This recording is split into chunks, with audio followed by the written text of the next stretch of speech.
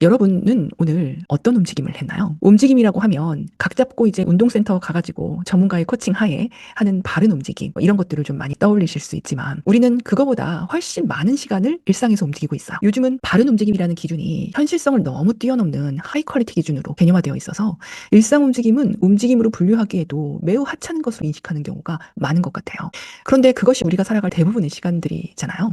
일상에서 먹는 거 아무거나 먹고 부족한 건 영양 보충제로 보충을 해주고, 또 일상에서 비기능적이고 소모적인 움직임은 그대로 하고 그걸 보완하기 위해서 따로 시간 내서 운동센터 가서 바른 움직임을 해줘야 한다 등, 우리가 꿈에도 의심해보지 않고 건강상식이라고 알고 있고 실천하고 있는 것들이 과연 진짜 나에게 도움이 되는 것인지 다시 생각해 봐야 한다라는 주장입니다. 누군가 어느 시점에 사람들이 많이 보는 방송에 나와서 그랬어요. 운동과 노동은 구분해서 봐줘야 한다. 아무리 몸을 많이 쓰는 일을 해도 건강한 방식으로 운동센터 나와서 이 운동 꼭 해줘야 한다면서, 일상 움직임과 무관한 운동을 센터 나와서 전문가와 꼭 운동을 해야 건강한 움직임이다 라고요. 저렇게 사람들이 믿음으로써 생겨나고 유지되는 소비가 지속되면 누구에게 더 좋을까요? 결코 저걸 믿고 따르는 사람은 아니라고 저는 생각하거든요. 몸을 피곤하게 쓰는 일상은 그대로 둔 채로 그걸 보상하기 위한 시간을 따로 내서 바른 움직임을 하는 것으로 건강관리를 하는 게 문맥상으로는 앞뒤가 안 맞는데, 안타깝게도 이게 대부분의 사람들이 가지고 있는 건강상식이에요. 이것은 일상과 건강 운동을 나누는 선동에 의해서 각인된 잘못된 상식입니다. 설거지만 하면 허리가 끊어질 듯이 아프고, 좀 많이 걸으면 이 발톱이 막 빠질 것처럼 아프고 피멍 들고 막 어디가 아프고,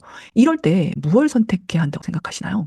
왜 설거지를 하면 아픈지, 왜 걸으면 아픈지 원인을 알아야겠죠. 왜냐하면 우리 그거 평생 하고 살아야 되잖아요. 그런데 그거 그대로 두고 그거랑 상관없는 근력 키우러 가는 게 더 도움이 된다고 말하는 거 진짜 맞을까요? 앞으로 우리의 건강을 좌우할 것은 움직임의 질입니다. 단순한 근력 운동이 아니라 인간이 부여받은 일상의 자연스러운 움직임을 어떻게 자연스럽게 유지하고 사느냐가 중요합니다.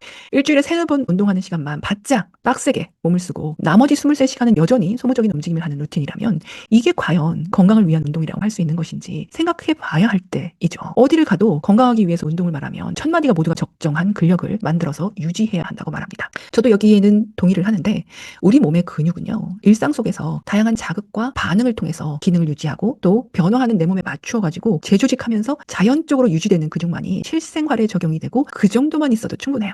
우리 몸의 근육이 이런 이유로 존재하니까요. 사용되지도 않을 방식으로 근력을 키우고 유지하려고 하니까 유지가 힘든 거예요. 실생활에 지속적으로 사용되면 근력 유지는 자동으로 따라오기 때문에 근력 유지를 위해서 따로 운동을 시간 내서 해야 된다는 개념 자체는 필요하지 않거든요.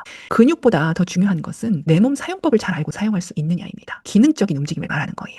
기능적인 움직임이라는 것은 단순한 힘이나 반복 운동이 아니라 일상 속의 동작들, 걷기, 앉기, 숙이기, 계단 오르기, 오르막 내리막, 걷기 막 이런 것들이요. 이런 것들을 더 자연스럽고 효율적으로 수행하는 몸의 조직화된 패턴, 이것을 우리는 기능적인 움직임이라고 하거든요.